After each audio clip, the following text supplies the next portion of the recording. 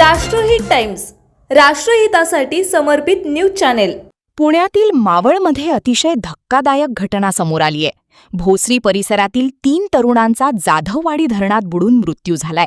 Selfie काढण्याच्या नादात हा प्रकार घडल्याची माहिती समोर येत आहे। दरम्यान पवना नदीतही एका तरुणाचा बुडून मृत्यू झालाय।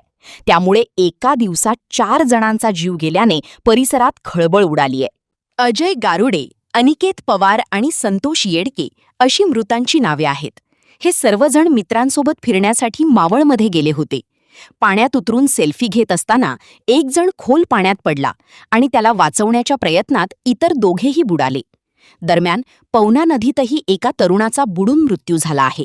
त्यामुळे एका दिवसात 4 जणांचा जीव गेल्याने परिसरात खळबळ उडाली आहे। नागरिकांनी धरण आणि नदी परिसरात जाताना अत्यंत काळजी घ्यावी असे आवाहन करण्यात येत आहे।